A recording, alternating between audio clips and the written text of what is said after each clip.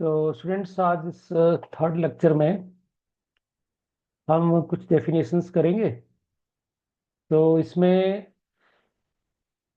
First definition है infimum. तो ये डेफिनेशन हम ग्रेजुएशन लेवल में भी पढ़ते हैं, जिसमें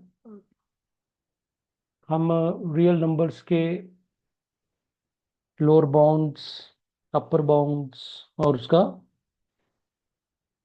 least upper bound, greatest lower bound की बात करते हैं। तो सेम डेफिनेशंस हैं, बट यहाँ पे समटाइम हमारा जो सेट्स है वो सभी रियल नंबर्स नहीं हो गए, कई बार वो कुछ और तरह का नेचर हो सकता है सेट्स का। तो let A be any non empty set of real numbers, और if a has a lower bound then its greatest lower bound is called infimum।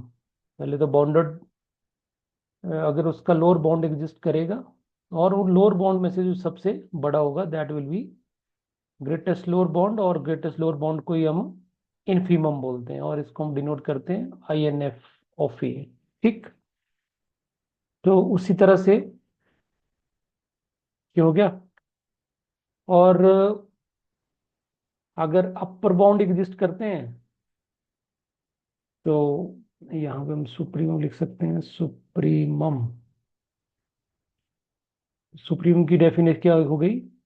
If A has upper bound and then its least upper bound is called supremum, और इसको हम denote करेंगे SUP of A. Okay, simple one.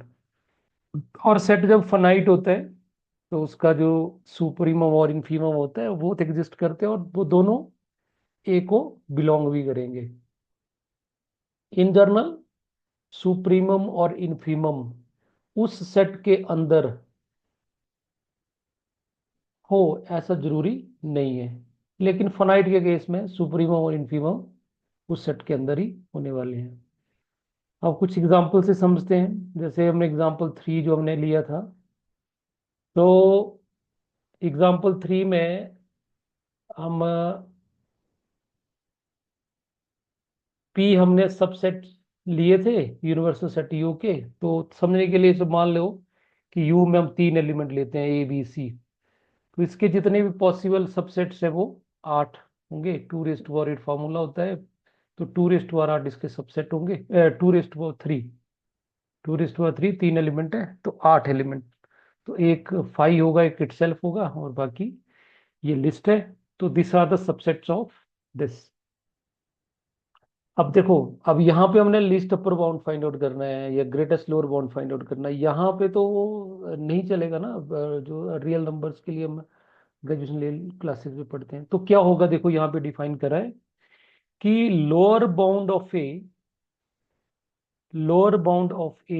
Is, यहाँ पढ़िए, lower bound of A is any subset of U which is contained in every set in A। तो ये lower bound होगा। और ग्रेटेस्ट लोअर बाउंड ऑफ ए क्या होगा? Intersection of all it's sets. ठीक। तो हमें ऐसा सेट लेना पड़ेगा, ऐसा एलिमेंट लेना पड़ेगा। जैसे मान लो मैं यहाँ से ए सिलेक्ट करता हूँ, ए मैंने ये सिलेक्ट कर लिया, 3 एलिमेंट ले लिए यहाँ से, एक मैंने ए बी ले लिया, एक ए सी ले लिया, और ए ले लिया।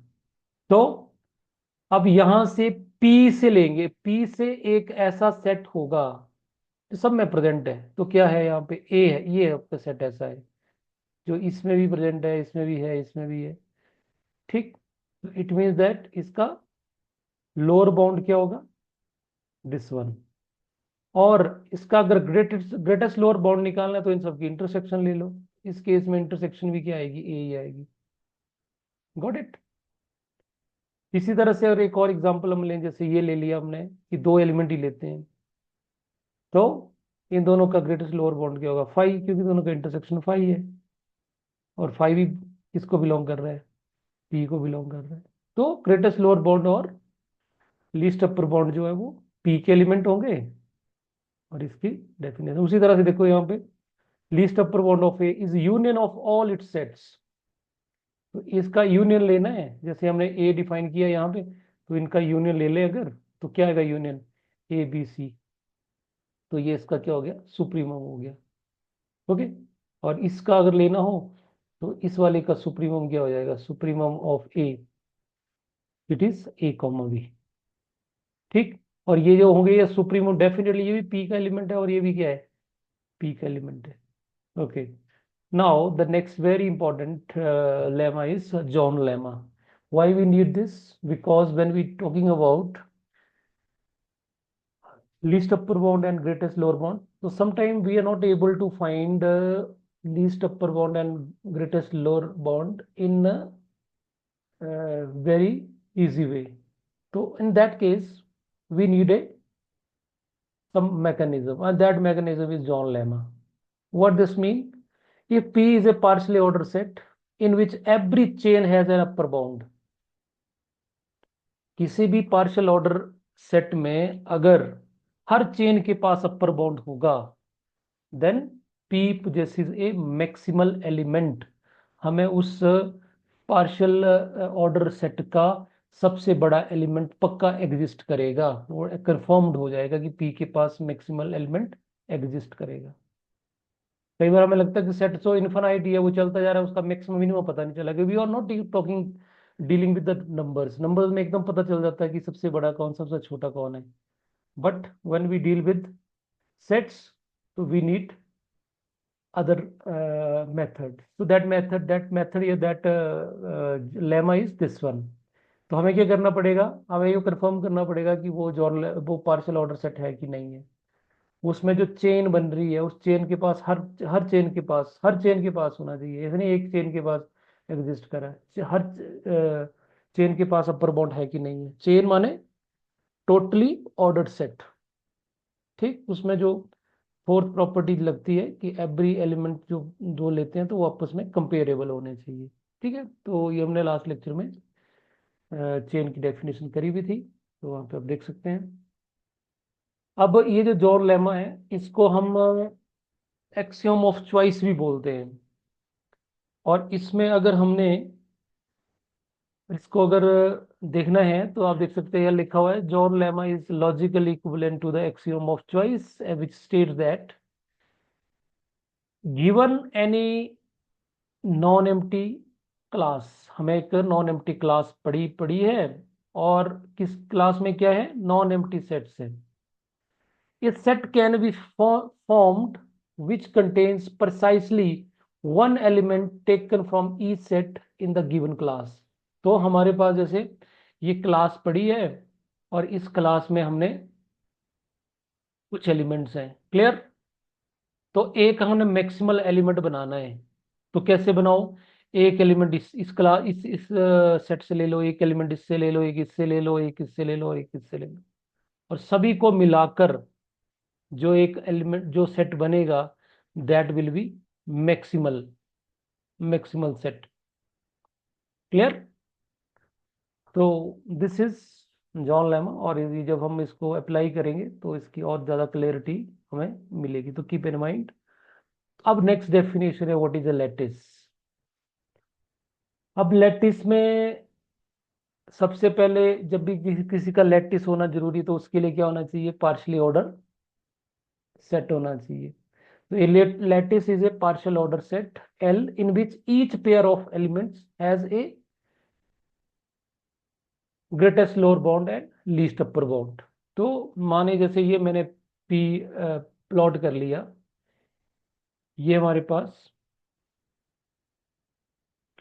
इसको बोल लेते हैं, ये हमारे पास L है। ओके, ये हमारे पार्शियल ऑर्डर सेट है, और इसमें ये बढ़ ज्यादा पॉइंट्स और एलिमेंट होंगे। कोई भी दो पेयर ले लो, ये पेयर ले लिया, या ये ले लिया, या ये ले लिया, या ये ले लिया, और इन पेयर का क्या होना चाहिए, इन दो पेयर्स के पास अगर लीस्ट अपर बॉन्ड और ग्रेटेस्ट लोअर बॉन्ड एग्जिस्ट करेगा, तो हम बोलेंगे कि ये जो पार्शियल ऑर्डर सेट है ये लैटिस है। ठीक, तो कल भी हमने एग्जांपल किया था, जैसे 4,2 लिया था हमने, तो इसका लीस्ट अपर बाउंड और ग्रेटेस्ट लोअर बाउंड निकालना हो तो कैसे होगा कि ऐसा element 4 is related to X and 6 is related to X, तो इसका मतलब, इस रिलेशन का मतलब क्या था कि 4 डिवाइड एक्स 6 डिवाइड एक्स, तो 4 और 6 एक्स को डिवाइड कर रहा, तो एक्स क्या होना चाहिए, तो 12 होगा या 24 होगा 36 होगा। तो इसका क्या हो गया, ये सारे क्या हो गए, अपर बाउंड हो गए। तो इसमें से लीस्ट कौन सा हो गया, 12, तो इसका लीस्ट अपर बाउंड हो गया 12। और ग्रेटेस्ट लोअर बाउंड निकालना है तो हमें क्या करना पड़ेगा, x is related to 4, x is related to 6, तो it mean that x divided by 4 and x divide 6। तो ऐसा कौन सा नंबर है जो 4 को डिवाइड करे और 6 को डिवाइड करे, ऑफ कोर्स या तो 1 डिवाइड करेगा या 2 करेगा, क्योंकि हमने लेने पॉजिटिव नंबर ही है ना। तो इन ये दोनों क्या हुए, इसके लोअर बाउंड हुए। अब दोनों लोअर बाउंड में सबसे बड़ा कौन सा हुआ, 2 2, तो 2 इसका क्या हो गया, ग्रेटेस्ट लोअर बाउंड हो गया। तो इस तरह से कोई भी दो पेयर अगर हम इस लैटिस से लेते हैं, वो डिपेंड करेगा कि वहां ऑर्डर क्या दिया है, ठीक। तो वो लेट एल यू बी और जी एल भी एग्जिस्ट करता है, तो उसको हम क्या बोलेंगे कि वो पार्शियल ऑर्डर सेट जो वो लैटिस बनाएगा, ठीक। यहाँ पे देखो डिफाइन भी करा है कि इसमें एल में दो एलिमेंट ले लिए, एक्स और वाई दो एल में लिए, और लीस्ट अपर बाउंड को हम इस तरह से डिनोट करेंगे, इट इज लाइक इंटरसेक्शन, है ना, ग्रेटेस्ट लोअर बाउंड। और जो यूनियन वाला टाइप हो गया उसको हम क्या बोलेंगे, लीस्ट अपर बाउंड, और it is analogous to intersection on union, ठीक। और इसको जो एक्स इंटरसेक्शन वाई है इसको मीट भी बोलते हैं, और जो एक्स यूनियन वाई इसको ज्वाइन भी बोलते हैं, ठीक। We call it meet and join. तो वी कैन यूज इसको इंटरसेक्शन ना बोल के मीट वर्ड यूज कर सकते हैं, और इसको इसको ज्वाइन। सो अब जब ये यूनियन और इंटरसेक्शन की तरह लग रहा है, समटाइम हमें लगता है कि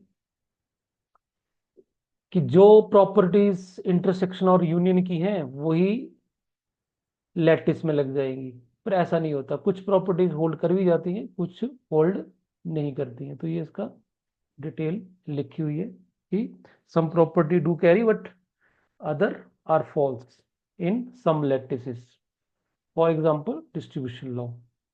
चलो अब लैटिस को थोड़ा सा हम क्लियर कर लेते हैं। जैसे ये देखो फर्स्ट एग्जांपल था हमारा, उसमें p पॉजिटिव इंटीजर थे और m less than equal to n का मीनिंग था कि m डिवाइड n, और ये लैटिस होगा।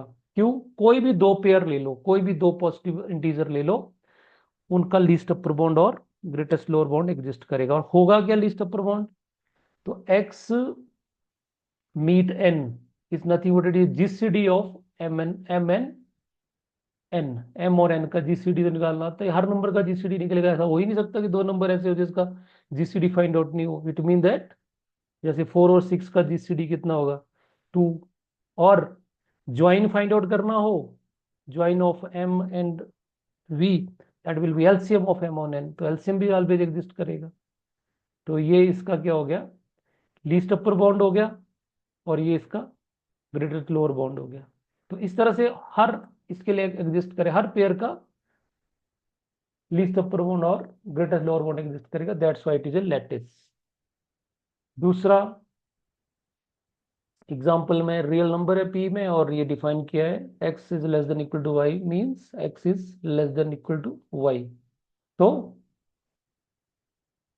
इसमें x मीट y का मतलब हुआ मिनिमम बिटवीन दीज टू, ठीक, और मैक्सिमम बिटवीन दीज टू आपका ज्वाइन हो जाएगा। तो ये आपके पास ग्रेटेस्ट लोअर बाउंड हो गया, और ये आपका लीस्ट अपर बाउंड हो गया।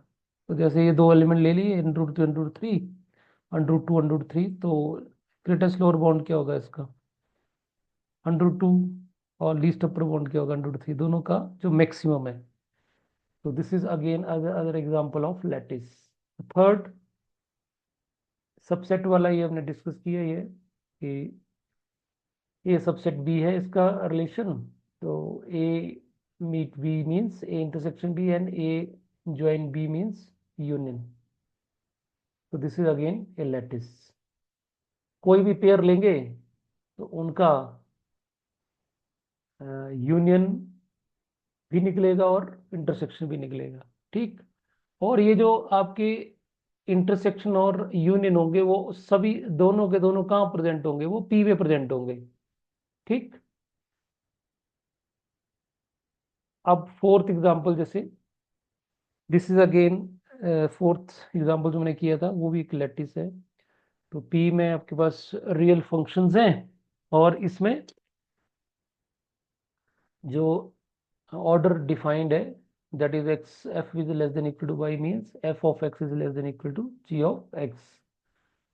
इसमें जो मीट और ज्वाइन है वो कैसे डिफाइन होगा, तो ग्रेटेस्ट लोअर बाउंड क्या होगा, F G of X is minimum between these two functions. इन दोनों में जो छोटा होगा that will be the greatest lower bound, और लीस्ट अपर बाउंड इन दोनों में जो मैक्सिमम होगा that will be the least upper bound या ज्वाइन। अब ये ग्राफ से देखते हैं, या देखो दो ग्राफ बनाए हैं ना, दो फंक्शन लिए हमने, ये जी का ग्राफ है डॉटेड और ये एफ का ग्राफ है। तो आप देख पा रहे होंगे कि ये किस में डिफाइन है, 0 से लेके 1 तक इसका एफ का भी जो डोमेन है वो 0 to 1 है, और जी का भी डोमेन जो वो 0 to 1 है। अब इसमें देखें तो इस वाले पोर्शन में यहां से लेके यहां तक, इस पोर्शन में या 0 से लेके यहां तक जी छोटा है और एफ बड़ा है, क्योंकि एफ का ग्राफ ऊपर है जी का नीचे है, और इस पोर्शन में एफ का ग्राफ नीचे है और जी का ऊपर है। ठीक है। तो अलग अलग इस दो पोर्शन में अलग अलग इसका नेचर है। तो जब हम इसका मीट और ज्वाइन फाइंड आउट करेंगे तो यहां पे देखो आप, तो यहां पे हमें मिनिमम फाइंड आउट करना है। तो दोनों इस पोर्शन में देखो आप, तो इसमें ये वाला पार्ट ग्राफ से नीचे और ये वाला पार्ट भी ग्राफ से नीचे, तो ये वाला जो डॉटेड पार्ट है इसमें कुछ पार्ट जी का है और ये वाला पार्ट एफ का है। तो जो मीट ऑफ एफ जी आएगा, या उसको बोलेंगे ग्रेटेस्ट लोअर बाउंड जो होगा, दिस डॉटेड लाइंस होगी ये यहां से लेके यहां तक, और फिर ये, और लीस्ट अपर बाउंड क्या होगा, ऊपर वाला ये पार्ट से लेके ये part. Got it?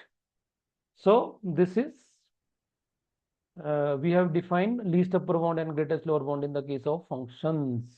So you see, least upper bound or greatest lower bound is very different from that we have studied in graduation classes.